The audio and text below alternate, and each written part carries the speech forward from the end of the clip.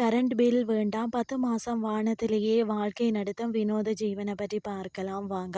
நாம் பேருந்திலேயோ அல்லது ரயில்லையோ ஒரு நாள் முழுவதுமாக பயணம் செய்தாலே உடல் வலி வந்து விடுகிறது.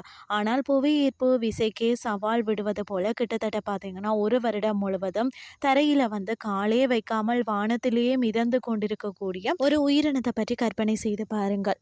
இது வந்து ஏதோ ஒரு காலிவுட் படத்தை போல தோணலாம். ஆனால் இயற்கையில இப்படி ஒரு அதிசயம் உண்மையாகவே நடக்கிறதா? காமன் ஸ்வீப்ட் என்று அழைக்கப்படும் இந்த சிறிய பறவைகள் தான் ஓய்வு என்பதை அறியாத இயற்கையின் அதிசயங்களாம். பறவைகளின் இந்த விசித்திரமான நடத்தையை வந்து நிரூபிக்க தான் ஸ்வீடன் நாட்டை சேர்ந்த அதாவது லண்ட் பல்கலைக்கழக ஆராய்ச்சியாளர்கள் ஒரு சுவாரஸ்யமான பரிசோதனையை வந்து மேற்கொண்டார்களாம். அவர்கள் வந்து சில பறவைகளின் உடல்ல வந்து மிக சிறிய மின்னணு கருவிகளை வந்து பொருத்தினராம்.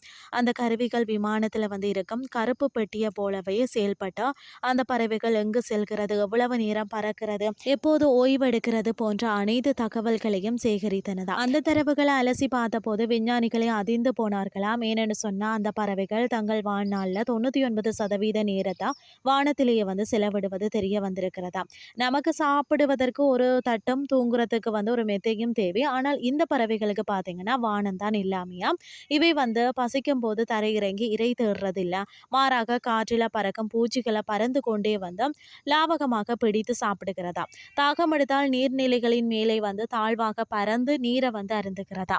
எல்லா உயிரினங்களும் தூக்கம் அவசியம். அப்படியானால் இவை எப்போது வந்து தூங்குகிறது என்ற சந்தேகம் எல்லாருக்குமே வரும் இல்லையா? விடியற் காலையிலேயும் வந்து சூரியன் மறையும் அந்தி நேரத்திலேயும் இவை வந்து மிக உயரத்துக்கு செல்கிறது. கிட்டத்தட்ட பார்த்தீங்கன்னா 3 கிலோமீட்டர் உயரத்துக்கு சென்று விட்டு சிறகடிக்காமல் காற்றினில் வந்து மிதக்கிறது.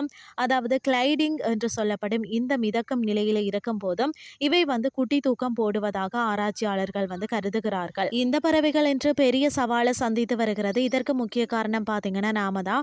விவசாயத்துல நாம பயன்படுத்தும் அதிகப்படியான பூச்சிக்கொல்லி மருந்துகள் இந்த பறவைகளின் முக்கிய உணவாக வண்டுகளையும் பூச்சிகளையும் அழித்து விடுகிறது. உணவு சங்கிலியில ஏற்படும் இந்த துண்டிப்பு வந்து ஸ்வீப்ட் பறவைகளை வந்து பாதிக்கிறது. பூமியில நடப்பதை விட வந்து வானில மிதப்பதே விரும்பும் இந்த பறவைகள் இயற்கையின் தகவமைப்பு திறனுக்கு சிறந்த சான்றாகும். சகாரா பாலைவனத்தை கடந்து கண்டம் விட்டு கண்டம் பாயும் இந்த சிறிய பறவைகளின் வலிமை பிரமிக்க வைக்கிறதுன்னே சொல்லலாம். இன்றைய கிறிஸ்டி உங்களுக்கு வந்து பிரயோசனமாக அமைஞ்சிருக்கும்னு சொல்லி நானும் நம்புறேன். இதே மாதிரி மற்றொரு கிறிஸ்டின் வேலைக்கு உங்களை சந்திக்கிறேன். நன்றி.